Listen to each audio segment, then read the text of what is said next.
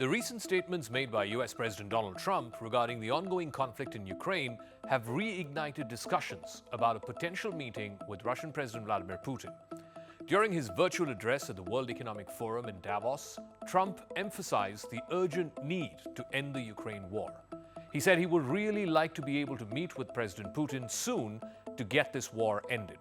He had tweeted about how it is ridiculous that this war, which never should have started in the first place, is still continuing with such a large number of casualties on both sides. Trump's announcement comes amidst the backdrop of rising tensions and escalating military actions by Russia inside Ukraine. It does raise very serious questions about the feasibility and the implications of such a meeting. And then, of course, there is the question of what happens if Trump and Putin were to actually meet and then they fail to arrive at a deal.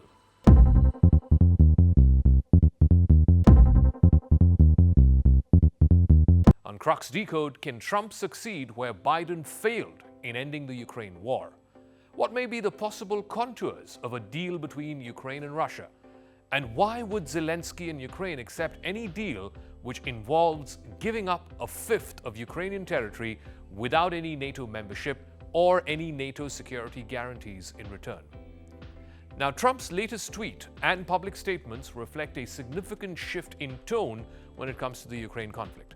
He suggested that peace efforts are underway and expressed a desire for immediate discussions with Putin to halt what he described as the carnage on the battlefield. Trump has also indicated he believes that economic factors, particularly oil prices, play a crucial role in prolonging this conflict. He argues that lowering oil prices could lead to an immediate end to the hostilities between Russia and Ukraine. He in fact even urged Saudi Arabia, as the lead member of OPEC, to bring down oil prices if they want to end this war.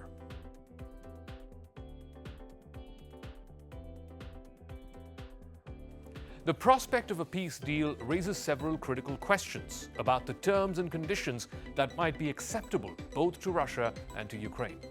Currently, Russia occupies approximately about 20% of Ukrainian territory. Any settlement would likely involve complex negotiations over territorial integrity and sovereignty. While Trump has hinted at a willingness from Ukrainian President Vladimir Zelensky to consider a deal, it remains highly unclear whether or not Ukraine will accept significant territorial concessions or even abandon its NATO aspirations. Ukraine's leadership has consistently said that it will not concede any territory. But under immense pressure for continuing military losses and economic strain, there may be room for a potential compromise.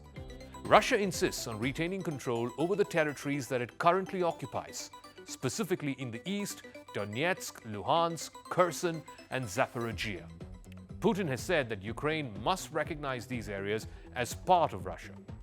Ukraine's NATO aspirations are also another point of contention. While NATO membership has been a long-term goal for Kiev, any peace deal might require Ukraine to forego this ambition.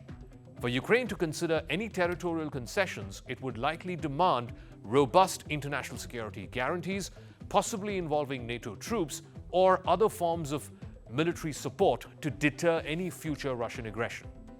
That too is a no-go area for Russia. A central demand from Russia is that Ukraine formally abandon its aspirations for NATO membership and give up any kind of NATO security guarantees. That would also require constitutional amendments to enshrine Ukraine's neutral status and also to stop it from entering any possible military alliance with NATO or any other Western country.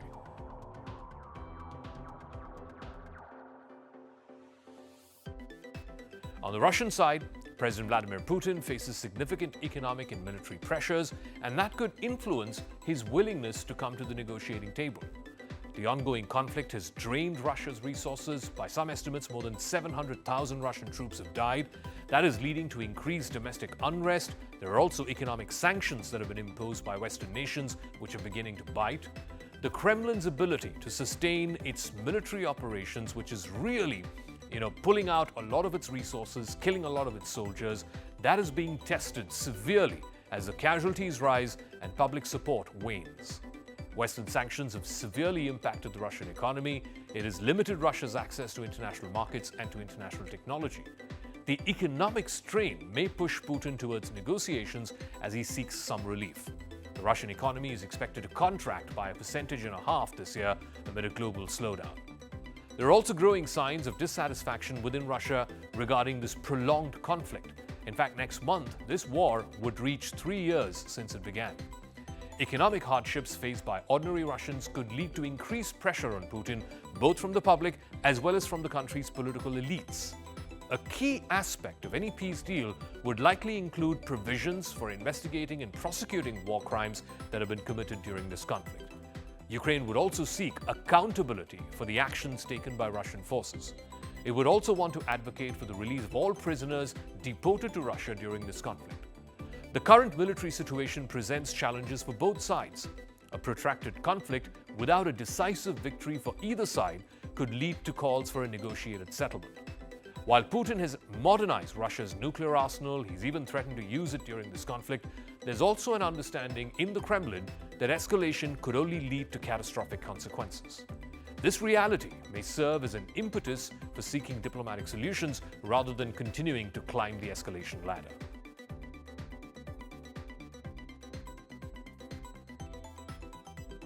The potential meeting between Trump and Putin, which could happen very soon, according to White House sources, represents a critical juncture in this Ukraine conflict.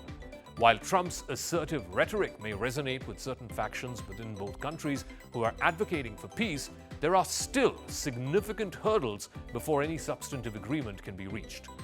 The last time Trump and Putin met was at a summit in Helsinki in 2018. It was a very controversial one because it also involved a secret meeting between both leaders without any of their delegations, without even their interpreters present.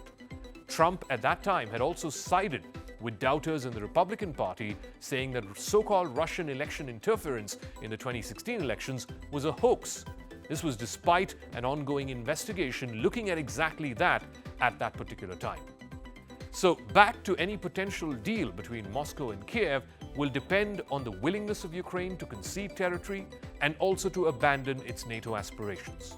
While on the other side, Putin's acceptance of such terms will be influenced by both mounting economic pressure at home and the military reality that he's losing soldiers and is not able to procure a decisive victory. Can Trump, the famous deal maker, make the deal of his life and end this almost 3-year war?